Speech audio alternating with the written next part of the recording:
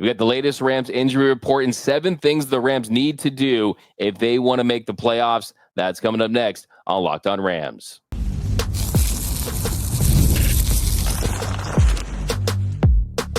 You are Locked On Rams, your daily Los Angeles Rams podcast. Part of the Locked On Podcast Network, your team every day.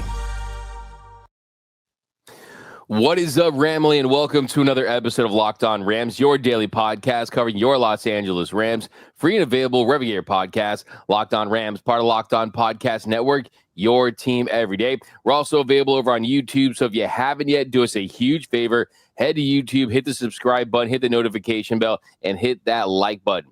My name is Doug McCain. You can follow me on X and Instagram at DMAC_LA. I've been covering LA sports for over a decade. Bleacher Report, 24/7 Sports, Dodgers Nation, SI, the Rams for Locked On. And as always, I'm joined by the Rams pre-half and post-game show host for the Rams flagship radio station, ESPN 710 LA. He's in his 9th season covering your Los Angeles Rams, the People's Champ, Mr. Travis Rogers. You can follow him on X at Travis Rogers. On today's episode, we got an injury update. Also, 7 things the Rams need to do if they're serious about making the playoffs. But first, today's episode is brought to you by FanDuel. You can start the season with a big return on FanDuel.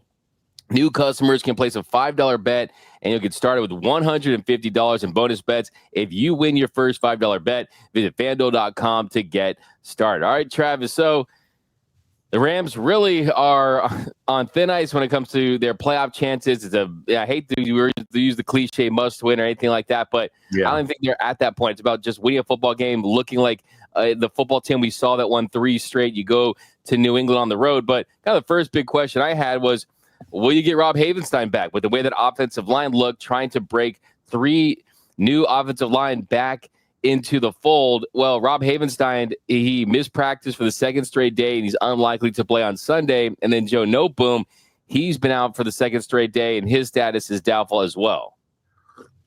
Yeah, I think what you're getting is, like you said at the start of this, DMAC, which is basically they just got to find a way to beat the Patriots on Sunday. What's coming up after that, I think, is going to be what happens after that. You know, I don't know. I was just looking at it a second ago. What's left on the Rams schedule, if you look at it in totality, New England, Philly, New Orleans, Buffalo, San Francisco, Jets, Cardinals, and Seahawks, they're not making the playoffs.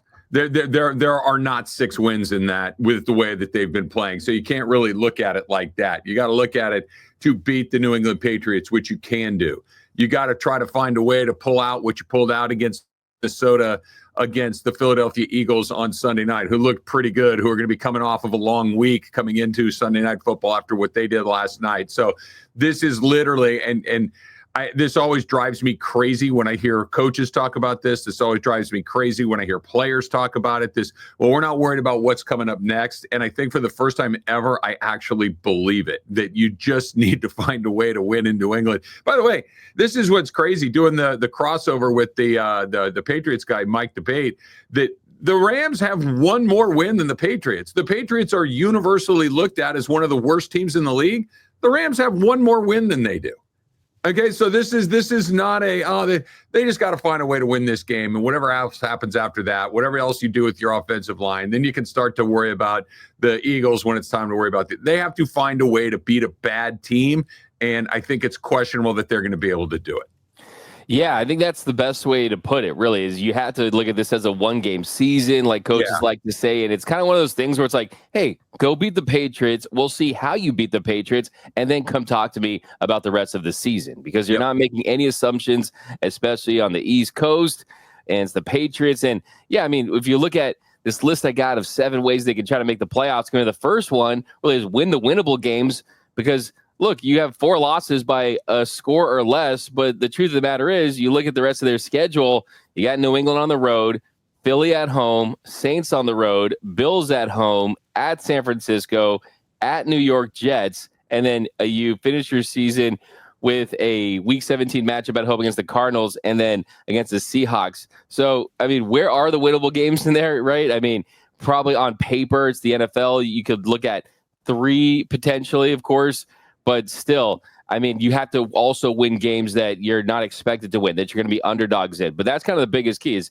just not shooting yourself in the foot. I mean, if Bo Limmer doesn't get called for the false start, there's a really good chance you possibly win that game against the Dolphins. So these little self-inflicted wounds you have to eliminate. Yeah, they have to clean this stuff up for sure. They look.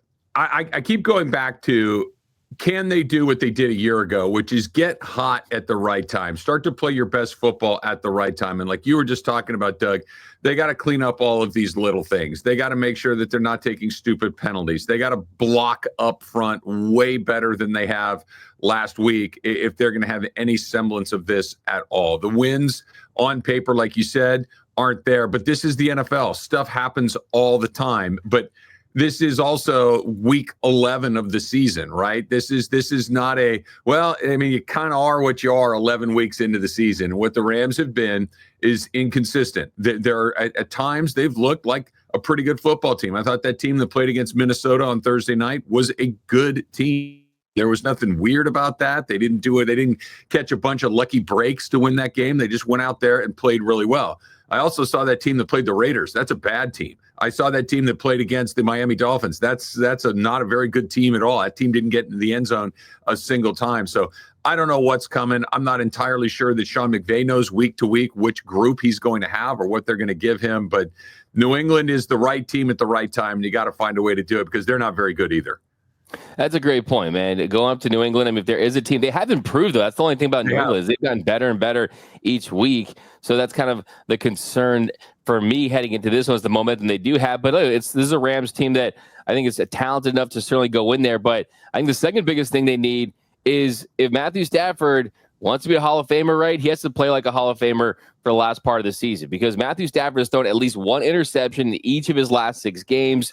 And I mean, you look at an interception in 7 of 9 games heading into this one. So look, he has to be a lot better than he's been. Of course, he's dealt with injuries, right? Injuries to his playmakers, injuries to his offensive line. He hasn't had the cohesion, but he just has not looked like the Matthew Stafford that we saw last season that went on a heater to end the year, that, like you said, got this team into the playoffs. And look, I think that one of the major storylines to look at if you're a Rams fan for the rest of this season is, what version of Matthew Stafford are you getting, and are we seeing the end of Matthew Stafford as a Ram? If we're just being completely honest, as far as the cold hard truth, as this organization view this as, you know what, there was injuries, he still has it, we know he's got a top 5 arm when he's right, but do they look to go in a different direction? Because if Aaron Rodgers retires, Matthew Stafford becomes the oldest starting quarterback in the NFL. So I mean, it's interesting to see what's going to happen with Stafford for the remainder of the year.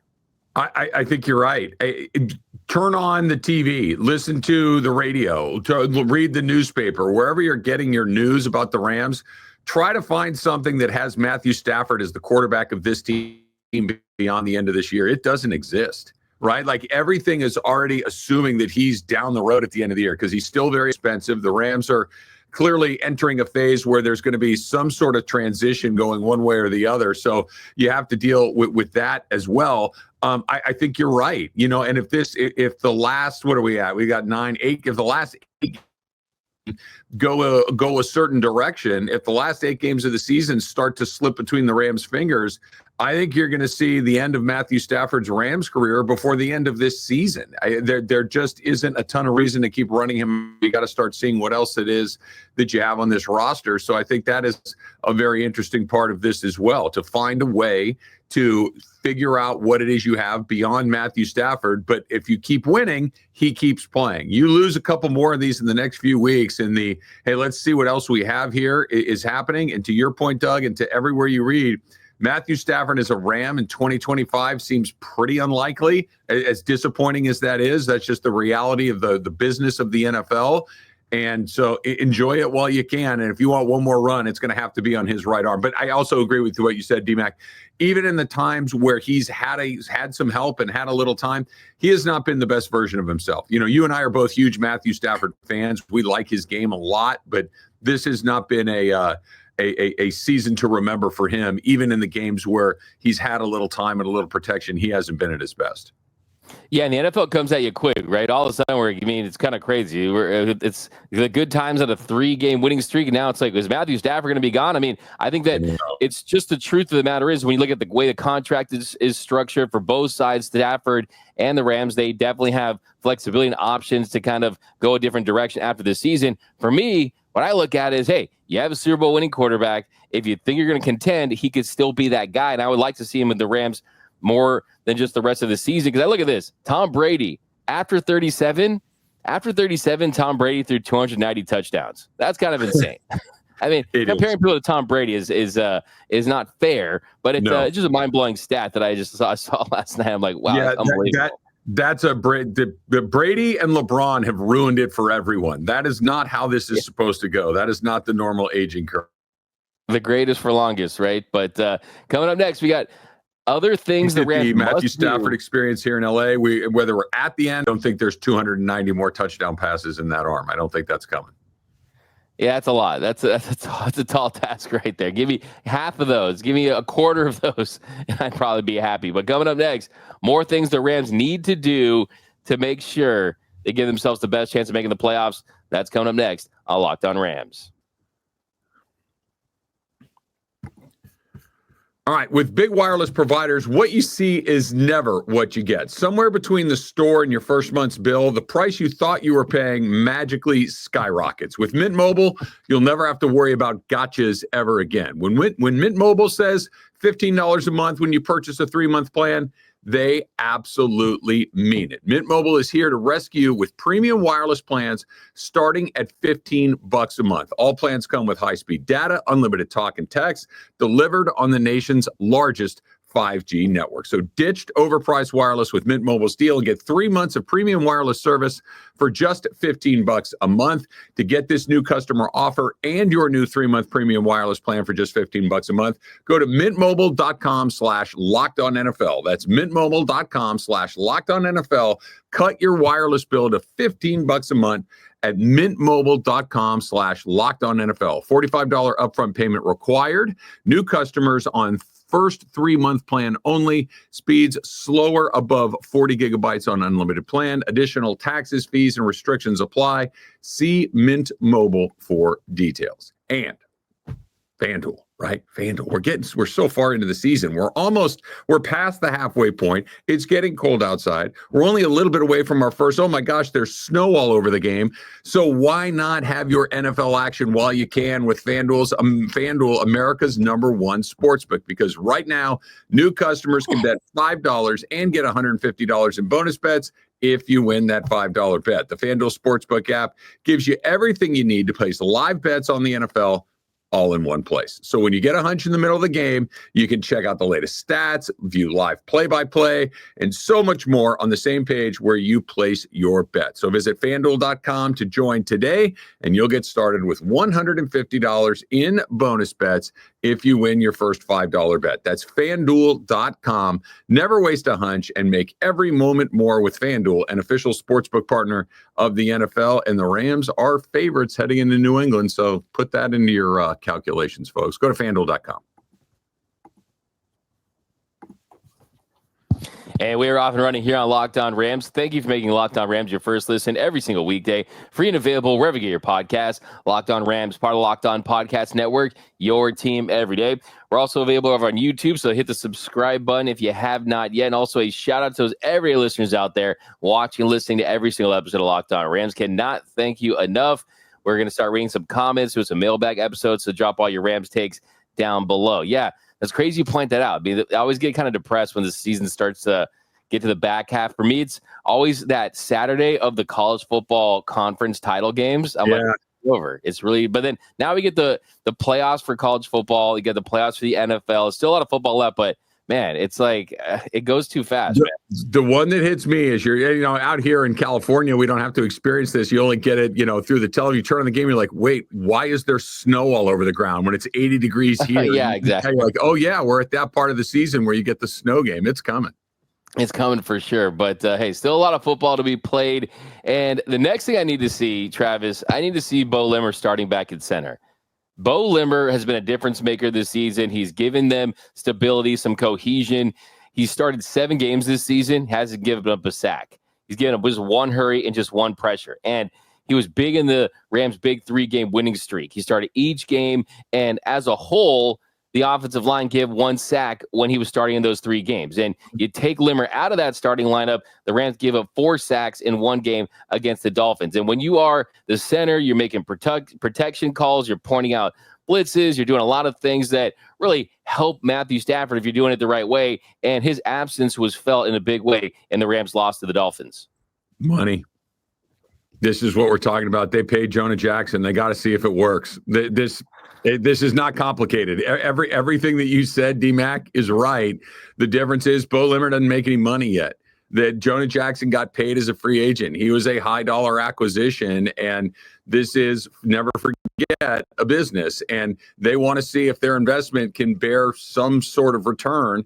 So far, it didn't. Now, I think the good news is, and I think this is why I'm a big fan of the Rams and why the way that they run their business is they're going to try to make their investment work for sure. Everybody would, but they're also not going to try to make it work to the tune of never, ever realizing that there's at least the possibility that a mistake was made and moving on. We've seen them before pay guys and then say, okay, we're not getting what we needed, and move on from that guy relatively quickly. I think that you're going to see Jackson back at center. I think you're going to see Avila back at left guard, and I think you'll see them both start. The difference is, I don't know if you're going to see them both finish. If they play the way they did against Miami, I do not think that those guys play for 4 quarters. I think they're going to be in and out based on their performance, because you're right. The line was better with Limmer. The line was better with Justin Didek. These are guys that came in and maybe not highly touted, maybe not particularly well paid at this point in their career, but they performed better.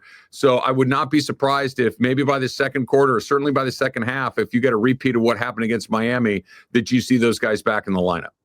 Yeah, hopefully at the very least, like you're saying, a shorter leash. Yeah. But, I mean, Jonah Jackson did not look good. Like I said, his first time starting center since, a long time. And also, lowest pass blocking grade on the team.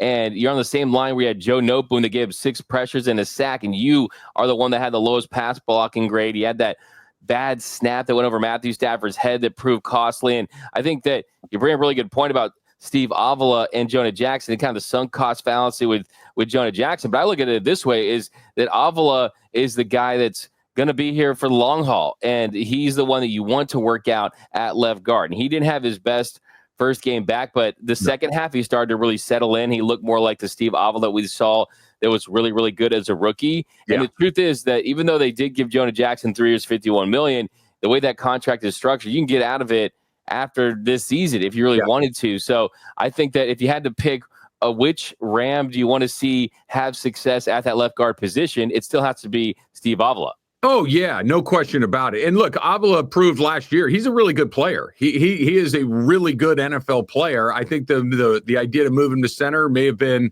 something that, if you gave him a do-over, they might take it and just leave him at guard the entire time and try to reevaluate where they want to go from there. But I'm not worried about Steve Avila at all. I think he's going to be fine. I think that for him, it was hey, I missed 2.5 months of the season. I got dropped back in. Everyone else has been at game speed for 11 weeks.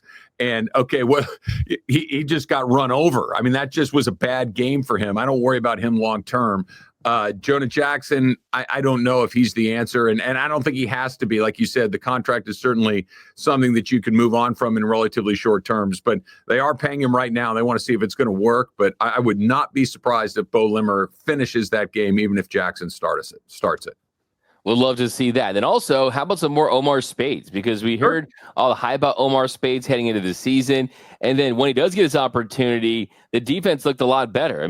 He was huge when the Rams beat the Seahawks up in Seattle in overtime a couple weeks ago. He was big on a 4th down stop. And then against Miami, he had 8 tackles. And he allowed just 1 catch for 6 yards. And missed tackles have been the issue for this Rams defense all season long. Spades had 0 missed tackles. So he kind of cleans up that aspect. And 2, Christian Roseboom, you see his strengths. His strengths are in pass coverage.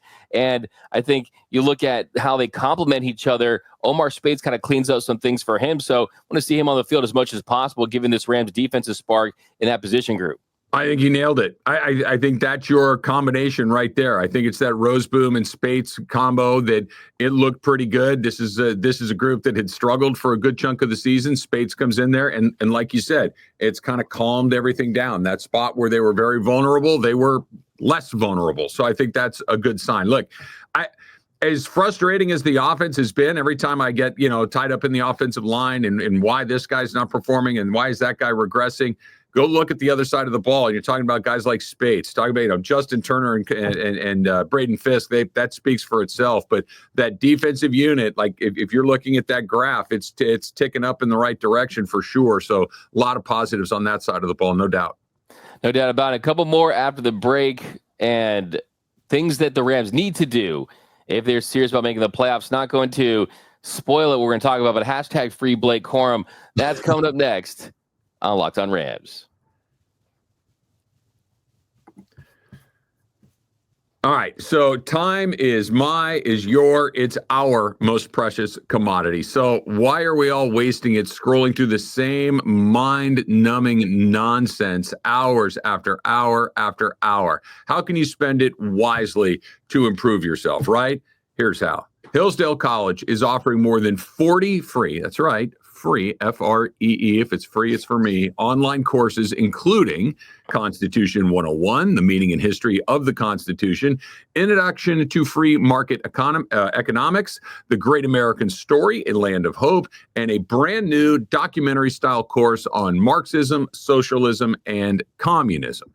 All of Hillsdale's courses are self-paced so that you can start whenever and tune in wherever. Plus, you can go deeper with readings, quizzes, discussions, or just kind of chill and enjoy the lectures. So go right now to hillsdale.edu/lockedon to enroll. There's no cost. It's easy to get started. That's hillsdale.edu/lockedon to register. hillsdale.edu/lockedon. And welcome back to Locked On Rams. Thank you for making Locked On Rams your first listen every single weekday. Free and available wherever you get your podcast. Locked On Rams, part of Locked On Podcast Network, your team every day. All right, Travis, here in the third segment, more things the Rams must do if they want to make the playoffs. And this next one is do a better job in establishing the run and committing to the run. I mean, Matthew Stafford was pressured 30.6% of the time against the Dolphins. You're seeing them get a little pass happy at times. One way to circumvent that, help that, especially you can help your red zone success, is establish the run. And you saw 18 rush attempts against the Dolphins. Definitely not enough. And I think with Sean McVay, I mean, look, he's the one Shanahan kind of disciple that does not go with the fullback, right? And I think you possibly need to see a little more 12 or 13 personnel, 6 offensive linemen, trying to go in there and do what you were supposed to do, right? Go invest in the offensive line and be big and physical, a little more power duo schemes, types of running. And with that, I want to see more Blake Corum, because the last thing I want to see is Kyron Gurley-Williams, right? I don't want to see that version of him. And we've seen a spark from Blake Corum. And I think one of the big recipes for the remainder of the season is saying we're going to emphasize the run and we're going to help Matthew Stafford have more success. They have to play action, just keep him vertical. I think that they need to complement each other, and it's just been a little too pass happy, especially when they get down later in games. Look, we're going to see a whole bunch of stuff if this starts to go away that it may go, and that would include a lot more of Blake Corum. And this is no indication of how I feel about Kyron Williams at all. I like Kyron Williams. I think he's a really good player. He's been a really an important part of what they did last season, and when they're at their best, he's involved in it. So this is not a move on from Kyron Williams, but you just said it. These guys go in a different direction quick. You're going to need to have another guy that's ready to go. You're going to need to have another guy that maybe makes a little bit less money at a given time and make some decisions based on that kind of stuff. And, I do think the Rams are going to beat the Patriots tomorrow and keep their playoff hopes alive at 5-5. You're kind of in it. And Washington got, beat again last night. So maybe they're coming back to earth while there's a path that exists. So they're going to continue to do what they do. But if this starts to go the other way, you're going to see a ton of Blake Corum. I think you're going to really start to see him involved in what it is, because let's get some data. Let's see what he's good at. Let's see what he's not good at. Let's see where you can put him in some positions to succeed and maybe some positions to avoid going forward. But I would like to see him before the season gets decided, but I don't know if we're going to get to do it. I mean, like I said a minute ago, D-Mac, We're going into week 11. If they were going to use him, I think they would have used him. And they just really haven't done it. I think the writing's going to have to be on the wall before you get a full dose of Blake Corum. Yeah, that's why you absolutely need to have a little more patience, too. I mean, that's kind of one of the things that you kind of feel with this offense. Matthew Stafford, if he's checking out of a run play, hey, check it out and do it to the different side, right? To the right side or the left side. I mean, you have to figure out ways to establish this run game. And you have two really good backs, in my opinion. I think that what we've seen with Blake Corum, it's like, man, he really leaves you wanting to see more. I mean, I think he's hungry. He's got all that tread on the tires. And Kyren Williams, I mean, he's had his games for sure, but he's also had some costly fumbles. He's also doing wet willies out there. And I think that kind of something to kind of keep him on his toes a little bit too is definitely good. I mean, to have a little competition out there. And then kind of the last thing I want to see too is, look, I mean, the play calling in the red zone in general too needs to be a little more creative. I don't want to see Sean McVay's red zone plays only big enough to fit a Post-it note, right? You want to see it kind of a little bigger there and have more success in that spot. So yeah, I think that as a group, as a whole, I mean, a lot of things that went right last year haven't gone right this year, and hopefully the tide turns with that. I just got stuck on you talking about an NFL player giving a wet willy in the middle of the game, and I kind of lost my train of thought after that. This is the thing, man. Look, I don't look. I'll be honest. Like, you know, I'm not in the scrums with all these. Like, I'd have been the first. If I was at, like, I'm the scrums of the Dodgers, I'd have been the first guy to be like, "Did you lick your finger before you did it? You have to." Well, I mean, if you're gonna do it, you better lick your finger. What's the point if you're not gonna do it like that? Yeah, look. Very little other than Jared Verse and the developing pass rush that the Rams have had this year has gone according to plan. There's been some stops and starts and some stuff that's looked pretty good, some stuff that hasn't looked very good.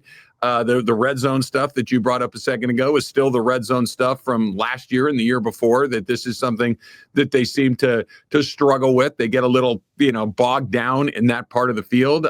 That's something that they need to get better at.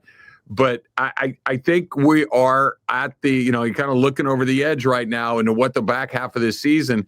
You have this game go a weird way. You lose to New England and you're 3 and they would be 4-6 at this point. You're going to see all sorts of stuff. Yeah, and I don't know if that's the worst thing in the world. I really don't. I don't know if trying to see what else is in there, because so far we have not seen this team look like a team that can make a run. Now, I would have said the same thing at this time of the season last year, and they went on a run. So it's certainly possible, but I'm not terribly optimistic about how this thing is going to play out over the last couple of weeks. But like I said a couple of times, I do think that they're going to win on Sunday against the Patriots aren't very good. I think the Rams, the good news about the Rams is, Doug, and anybody that's listening to us, our everydayers, and anybody that watches the Rams consistently, usually when they put a performance as bad as the one that they did against the Dolphins, they come back the next week and look much, much better. So I think they will show up crisper, sharper, ready to go, and I think they win on Sunday. Totally agree. You got to get the win on Sunday. I think they will win on Sunday. And look, you go to 5-5, and really you just earn the right to fight another day. That's what really exactly right. That's about. I'll take that, considering all the adversity they faced this season. By the way, I will say too, I would much rather have a wet willy than a wedgie. Nothing's worse than a wedgie. And wedgie is you really okay. It goes both bad. This is my order of like how bad they are. Right. Veggie's the worst. Second is the wet willy. Then third, I can deal with a noogie. Noogie's not so bad. Well, for me, it's getting a little more challenging because I don't have any hair anymore. So you're getting a lot of scalp if you get a noogie. More of a burn. Yeah, I know. Just the idea of having your finger in my ear, I think, is at the bottom of the list for me. And wedgie's not great, but I can bounce back from that. I don't know if I'm bouncing back from a wet willy. Look, man, I'm a really nice guy, but if you do a wedgie, I'm ready to fight. I'm ready to throw hands. Like that's like I doubt that. It's the sneakiness of it too. You know what I mean? I don't like that. Yeah. But that's going to do for this episode of Locked On Rams. My name is Doug McCain. You can follow me on X and Instagram at DMAC_LA. And you can follow the People's Champ, Mr. Travis Rogers, at Travis Rogers. Until next time, whose house? It's Locked On Rams house.